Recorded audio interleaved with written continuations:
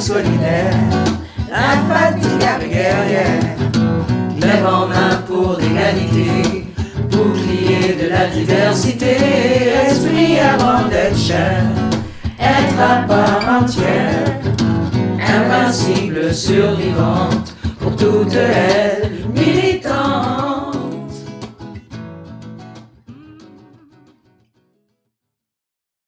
Cette annonce-là était une super bonne annonce et tout d'un coup, 0% quelques mois plus tard.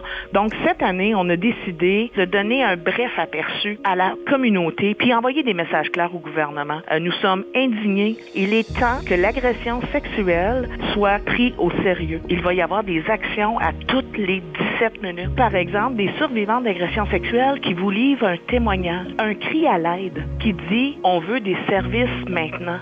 On dit avec Statistique Canada que c'est 10% des survivantes d'agressions sexuelles qui dévoilent. Et ce 10%-là, on parle de 1% qui a suffisamment de preuves pour aller dans le processus judiciaire. Fait qu'avant la sanction, il faut aussi regarder comment notre système de la justice aujourd'hui traite nos victimes. Excellent point. Ouais. Comment qu'on facilite le processus de dénonciation, comment qu'on rend les services d'accompagnement accessibles. On a une liste d'attente d'1 an et demi et on ne fait pas de promotion. Donc, assurer la prévention et la sensibilisation en matière d'agression sexuelle, c'est de partir du principe que peu importe le contexte, peu importe le groupe d'âge, peu importe la communauté qu'on rencontre, c'est qu'on a toutes et tous un rôle à jouer pour mettre fin aux agressions à caractère sexuel. Et nous, ce qu'on dénonce, c'est que c'est pas vrai que c'est quelque chose qui va être sur les épaules seulement des filles et des femmes dans notre société. Les filles et les femmes, d'ailleurs, c'est important de le dire, on doit se protéger pour ne pas être agressé sexuellement. Donc ça, c'est un problème. Alors, l'agression à caractère sexuel, puis en faire la prévention et la sensibilisation, c'est essentiel parce que c'est une problématique vraiment sérieuse.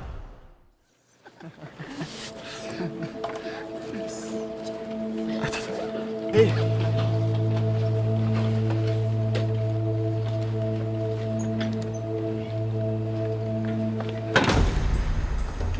Est-ce que t'es un gars comme ça, toi?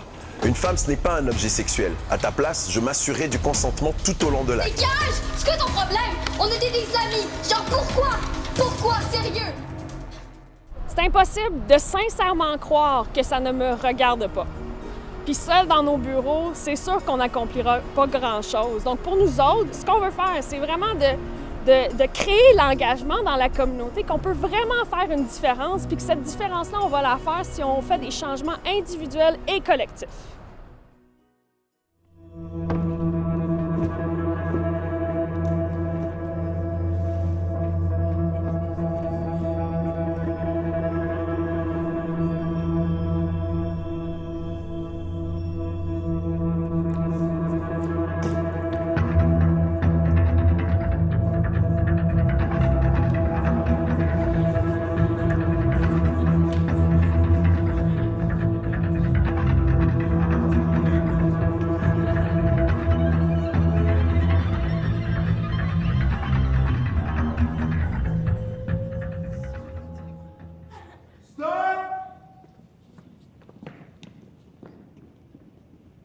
Jacob vient d'inscrire un commentaire à caractère sexuel sur une image, comme ça se voit beaucoup sur les médias sociaux.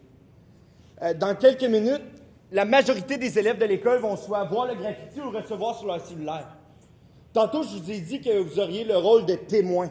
Bien, c'est le temps en ce moment. Mettez-vous dans la peau des étudiants qui voient le graffiti ou qui le reçoivent sur leur cellulaire. Selon vous, qu'est-ce que la majorité des étudiants vont faire? J'ai 4 choix pour vous, OK? 1. Rien faire. 2. Sharer, décider de la partager. 3. Supprimer la photo, la déliter. Ou 4. Écrire un commentaire contre le stupide qui a fait ça. Vous avez juste le droit de voter une fois, OK? C'est vraiment important. Donc, ceux qui pensent que la majorité des élèves ont choisi 1. De rien faire. Levez la main, s'il vous plaît. Donc, on a au moins un quart, même un tiers de la salle. Merci beaucoup, vous pouvez baisser la main. Maintenant, ceux qui pensent que la majorité des élèves vont choisir 2, de sharer la photo. Levez la main, s'il vous plaît. Fait qu'on a 4, 5, merci beaucoup.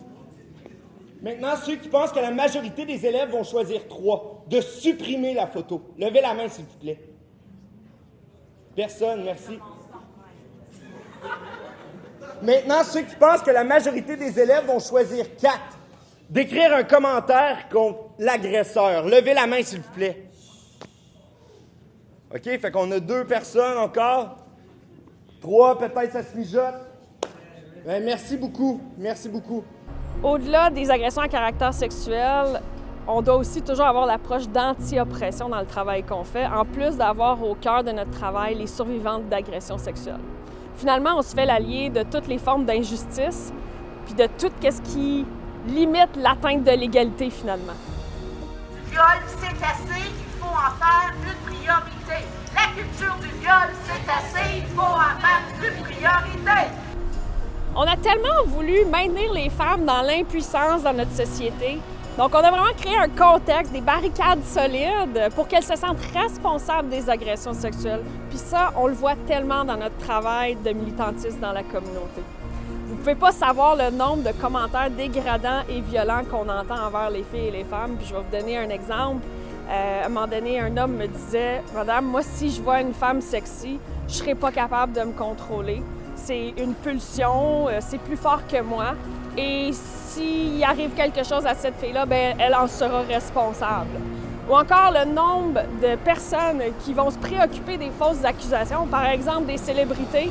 On va sincèrement croire que les femmes vont faussement accuser des hommes parce qu'on veut se faire de l'argent.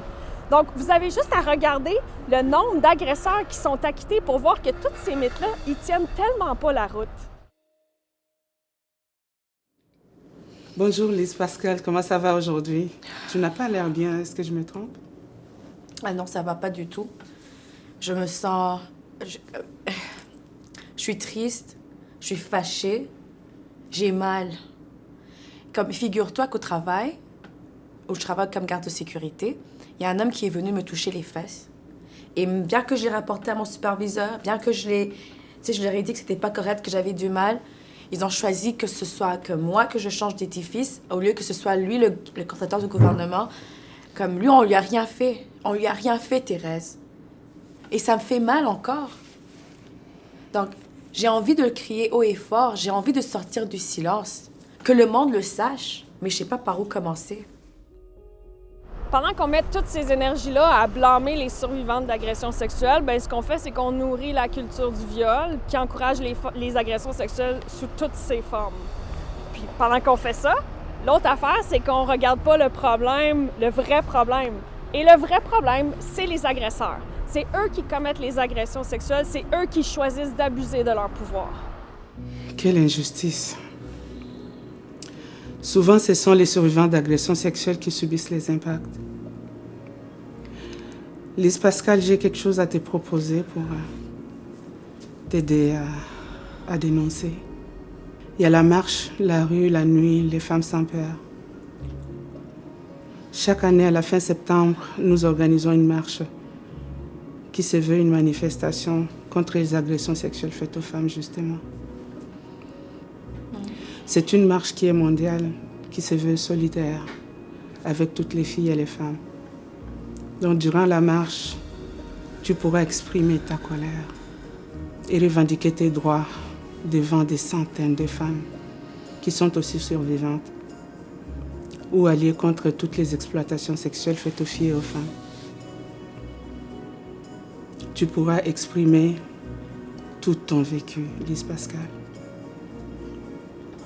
Exprimer tes émotions de colère et de peine. Nous serons toutes là avec toi. Et tu vivras cette vague de solidarité. Les militantes qui seront là à la marche vont t'accompagner aussi dans cette démarche. Et toi, Lise Pascal, tu te feras une porte-parole pour toutes ces femmes, toutes ces survivantes.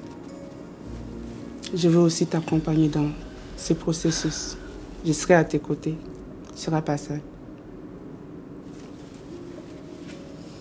OK. Pour préparer la marche, nous avons une belle équipe de militantes qui nous préparent des pancartes avec des messages percutants que nous brandissons à la marche. Tu pourras choisir un message que tu veux faire passer au monde. Que penses-tu de cette idée? Je trouve que ça tombe bien. Et peut-être que le dire haut et fort va m'aider à sortir, à évacuer les blessures qui sont enfuies en moi depuis très longtemps. Puis le faire devant des gens qui vont pas me juger, qui vont m'écouter, me comprendre, me soutenir. Je pense que j'ai besoin de ça.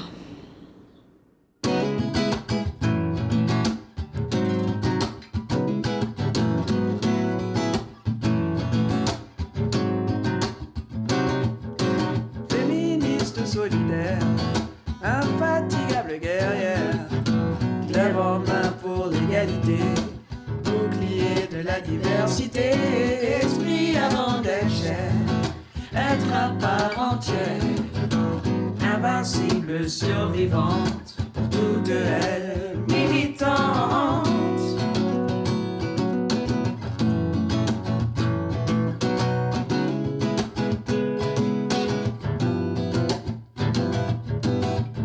Impératrice de mon corps, mon entrejambe n'est pas ça. Le temps de parler est arrivé.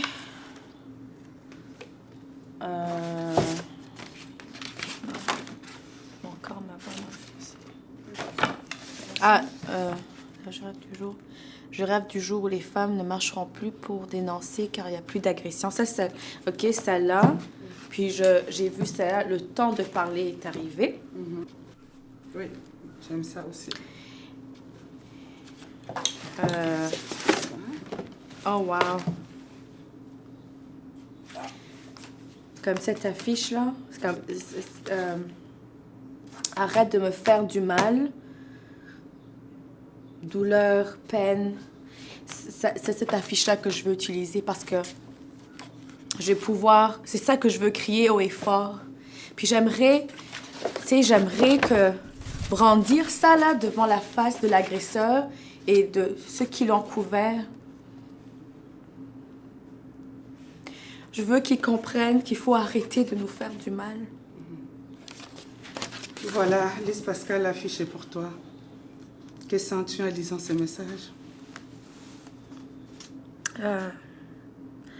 J'ai tellement été invisible.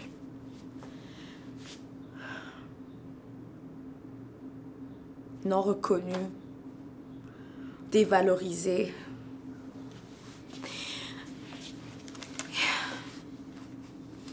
On m'a toujours mis au bas de l'échelle de tout mon vécu et de pouvoir dire ça, là, de pouvoir l'exprimer devant des personnes qui vont me soutenir, qui vont être là pour m'écouter, pour une fois que je puisse m'exprimer, qu'on m'écoute, ça me fait vraiment du bien. Mais tu sais, qu'est-ce qui est le plus important, là?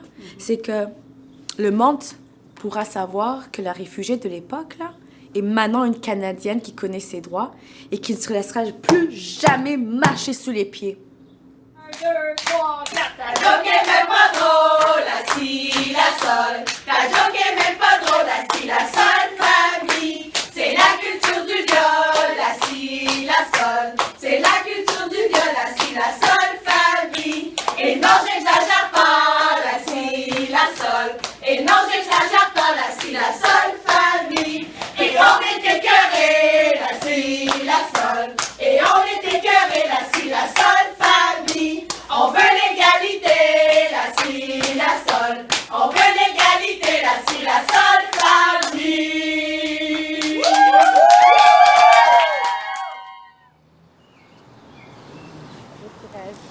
Bonjour Lise Pascal, c'est le grand jour.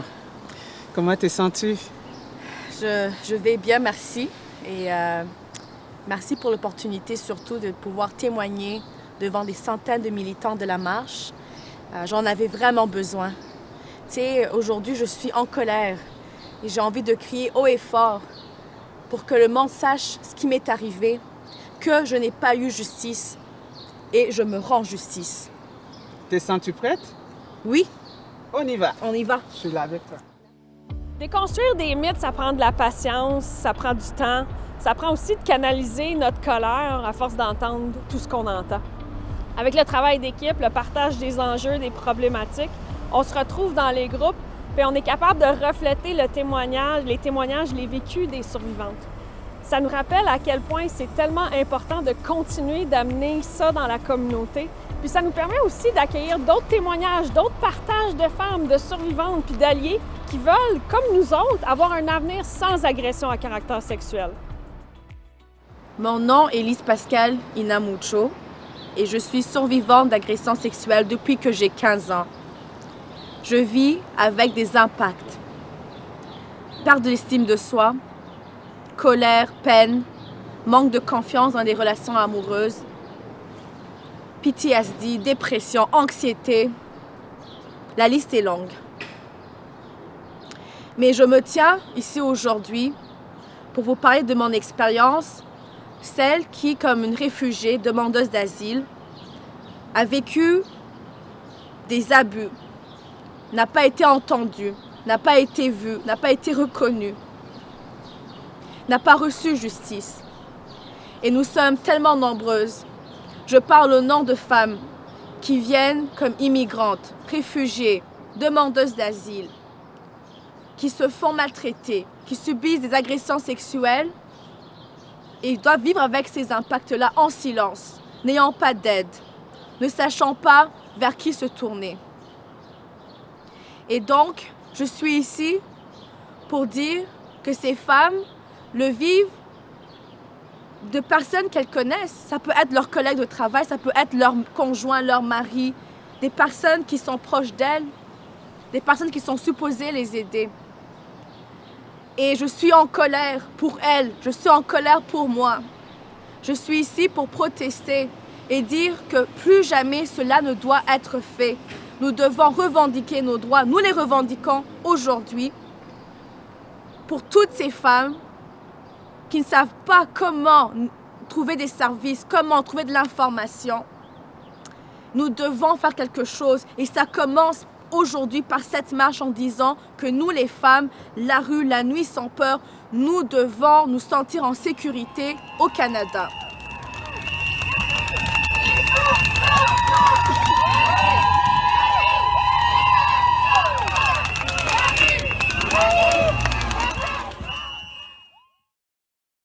Il a commencé à mettre sa main dans mon chandail, mais je l'ai enlevé. C'est là où il est devenu arrogant. D'une voix super macho, il m'a dit « Fais pas ton agace ». Il m'a agressé. Ensuite, il m'a ramené chez nous. En rentrant, ma mère me gueulait dessus parce que je rentrais tard et que j'avais bu de l'alcool. Elle m'a fait le pire coup. Le lendemain, à l'école, tout le monde me regardait de travers et riait de moi dans le corridor. Mon amie Julie est venue me voir, me parler d'une vidéo qui circulait de moi sur Internet. Il avait filmé. Si ça vous arrivait à vous, comment vous réagiriez? Qu'est-ce que vous feriez? Ce serait quelque chose de dur à en parler parce qu'elle était comme sous l'influence de l'alcool. C'est pas sa faute, mais quand tu es dans cette situation, c'est dur à dire. Parce que là, même ses parents sont fâchés parce qu'elle rentre tard. Alors, à qui on peut parler dans des situations comme ça? Je dirais les amis, mais parfois, c'est pas la meilleure chose parce qu'il y en a qui sont pas assez matures pour t'aider avec cette situation. Les parents sont peut-être aussi fâchés, mais mes parents à moi sont assez bons pour comprendre quelque chose comme ça puis essayer de m'aider. Donc, tu te sentirais à l'aise d'expliquer ce qui s'est passé à tes parents? Oui. Alors, quoi faire si moi, mon enfant, mon élève, on se retrouve dans une situation comme ça? On fait quoi? On va voir qui? Bien, dans un premier temps, c'est d'écouter les signes de ton enfant. Donc, si tu vois que ton enfant a changé, de lui poser des questions, mais de ne pas dramatiser la situation. La situation est déjà dramatique. Donc, de dramatiser, puis toi, d'avoir peur comme parent, de lui montrer cette peur-là peut justement empêcher la victime de parler. Peu importe si c'est le parent, l'ami proche, le directeur, le professeur, la victime peut parler à n'importe qui, c'est important d'en parler, mais de reconnaître que c'est l'experte de sa vie. La prévention et la sensibilisation, elle peut se faire dans n'importe quel groupe où est-ce qu'on peut compter sur une collaboration parce que ces groupes-là veulent mettre fin aux agressions sexuelles mais veulent installer une culture du consentement dans leurs organisations. Ça peut être le secteur justice, ça peut être le secteur communautaire, éducation, médical, même culturel. Donc, on a déjà rencontré des groupes LGBTQ, des groupes de jeunes, des groupes de personnes aînées, diversité culturelle, toxicomanie, santé mentale. On peut soutenir des groupes à adresser certaines problématiques plus précises, développer des politiques et procédures. On a même déjà monté une formation pour des groupes communautaires qui travaillent avec des personnes ayant des limitations intellectuelles. Depuis des lunes patriarcales, tu crois que j'ai exagéré et créé une tempête dans un verre d'eau. Comment je pourrais inventer le grand vent, l'orage, les précipitations et la tornade des agressions? Garde le silence, ne fais pas de vagues, ne fais pas de bruit, ne dérange pas, zigzag dans ton verre d'eau. Rien ne sert de maintenir les femmes dans vos mensonges. Le pouvoir de notre colère éclate votre prison de verre. En tant que femme, ce n'est pas le vent qui décide de notre destination. Ce sont les choix qui s'offrent à nous pour que nous puissions orienter nos voiles comme nous l'entendons. Supprimer nos choix, c'est nous empêcher de naviguer là où nous orientons notre vie. Agresseur. Tu te donnes des apparences de gros paquebots en offrant un bateau de papier, sans bouée. Tu te dis pour la vie, mais tu nous enlèves notre autonomie. Féministe. Pour s'ancrer dans le pro-choix, ripostons contre ce qui risque d'être emporté et arraché par un vent violent. Revendiquons nos droits de faire ce que l'on veut de notre corps, de notre sexualité et de notre santé reproductive. Guerrière à la mer, bouclier de la diversité, naviguons ensemble à notre façon, peu importe la destination. C'est souvent après la tempête que l'on comprend ce qui s'est passé. Comme féministes, maintenons notre boussole pour rester connectés avec nos forces, notre pouvoir, et puisons dans notre créativité pour traverser la prochaine tempête. On s'en sortira comme survivantes, comme vivantes, munies de nos savoirs féministes. Le Calax francophone d'Ottawa offre une multitude de services, entre autres la ligne FAMAID 24/7, des services individuels de suivi pour les survivantes d'agressions sexuelles, des groupes fermés et des groupes ouverts. Les survivantes qui sont sur la liste d'attente et qui reçoivent un service ont accès à des ateliers thématiques qui se passent une fois par mois et les thèmes varient, entre autres l'estime de soi, les émotions, sur toutes sortes de sujets qui leur permettent de se solidariser ensemble. Elles peuvent utiliser les lieux du Calax, les espaces pour faire des arts, se reposer, se détendre. On a même une chaise de massage pour qu'elles puissent relaxer. On a également des ordinateurs qui sont là pour elles. Elles peuvent utiliser les ordinateurs, que ce soit pour un dossier juridique, une demande d'offre à la CIVAC et même pour confronter l'agresseur. Les survivantes ont également accès à Sol, notre chienne thérapeute. Sol est ici pour réconforter les survivantes d'agressions sexuelles, les accueillir. Quand tu es survivante d'agressions sexuelles, souvent, tu manques de confiance en l'être humain. L'agression sexuelle a eu des impacts sévères. Comme Lise Pascal avait peur de Sol, elle a établi une confiance et maintenant sa confiance grandit envers les autres.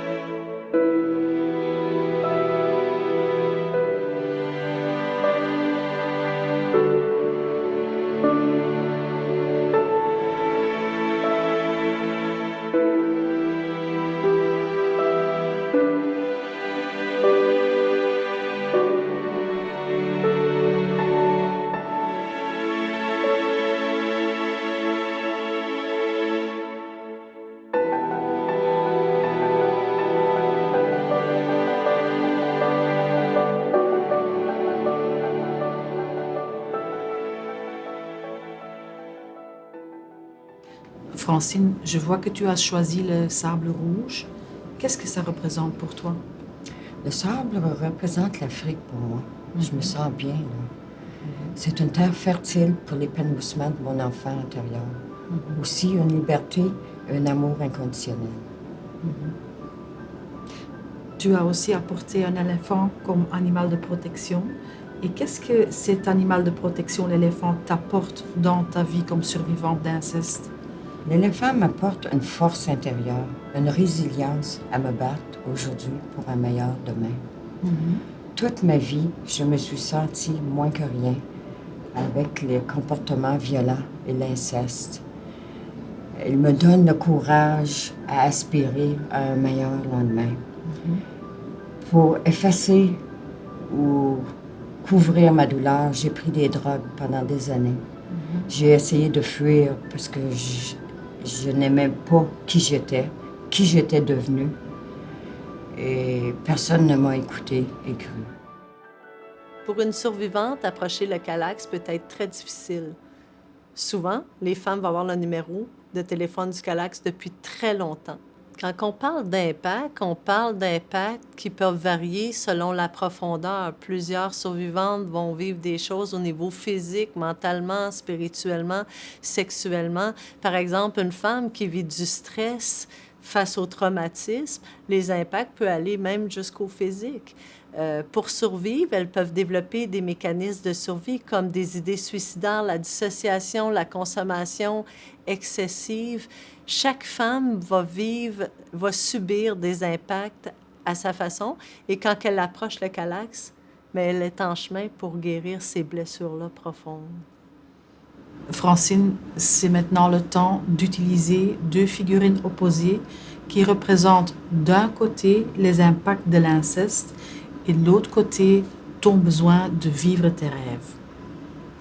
J'ai choisi l'éléphant pour représenter le pouvoir. OK, parfait. Et je vais aller chercher une figurine qui va représenter pour moi l'impuissance. Je t'invite à le faire.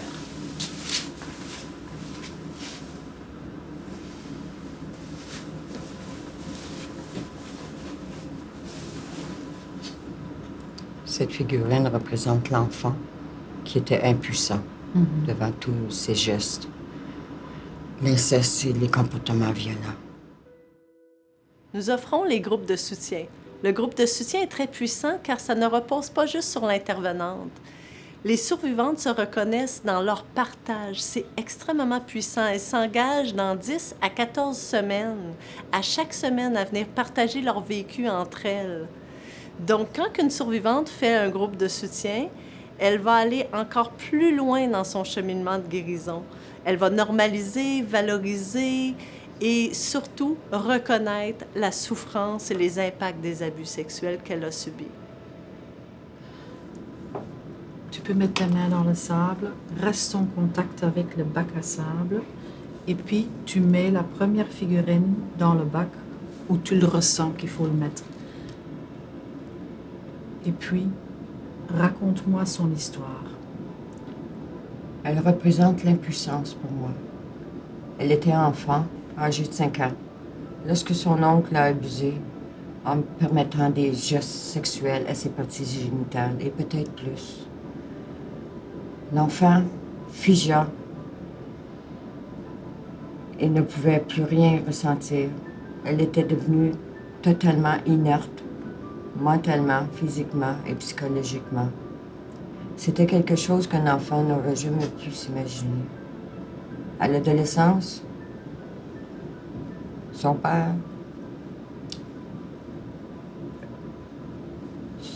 lui faisait des attouchements à répétition à ses seins, des actes de vandalisme à mes parties génitales. Encore une fois, je me sens impuissante. Quelque chose qu'un enfant n'aurait jamais pu s'imaginer. Je suis devenue inerte, mentalement, physiquement et psychologiquement. J'ai utilisé les drogues pendant des années pour ne plus rien sentir. Je me sentais sale, honteuse et seule. Tellement seule que je souffrais d'une tristesse à n'en couper le souffle.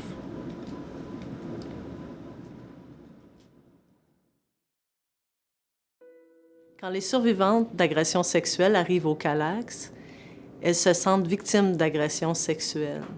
Et avec un suivi, elles arrivent à se sentir des survivantes pour par la suite se sentir vivantes, reprendre le pouvoir de leur vie, se sentir en sécurité, libres et heureuses, avoir de vrais choix dans notre vie. Francine, tu peux introduire la figurine qui représente pour toi le pouvoir, c'est l'éléphant. Tu peux le mettre dans le bac à sable. Et puis, raconte-moi la rencontre entre les deux, le pouvoir et l'impuissance. L'éléphant, pour moi, pour l'enfant, est un guide, est une force. C'est une force qui permettra à l'enfant de devenir une personne fonctionnelle. Quand j'en ai parlé, je me suis sentie tellement aimée, valorisée, épaulée, que ceci m'a permis de sortir de mon sarcophage. J'y ai tellement cru qu'aujourd'hui, j'y suis. Et pour toi, quel est le message principal de ce jeu de sable? Vouloir, c'est la clé du pouvoir.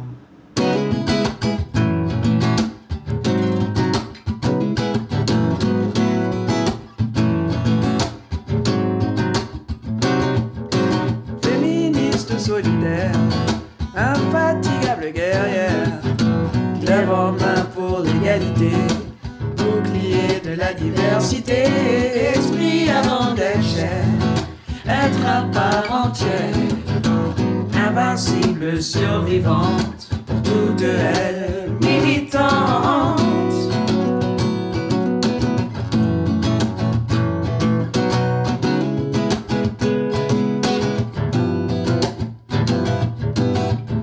Impératrice de mon corps, mon entrejambe n'est pas sort, à moi de décider ce qui rentre ou en sort. Impératrice de mon corps, mon entrejambe n'est pas sort, à moi de décider ce qui rentre ou en sort.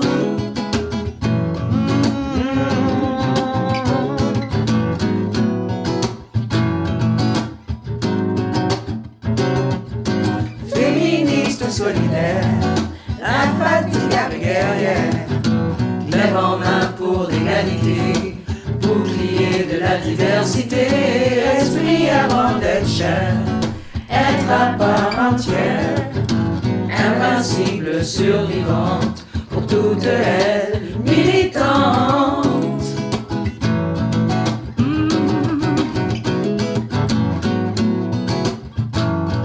J'suis feu et flamme, fière et femme.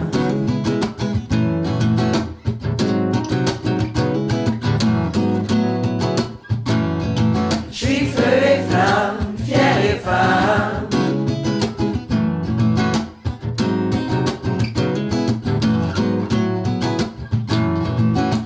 Feu et flamme,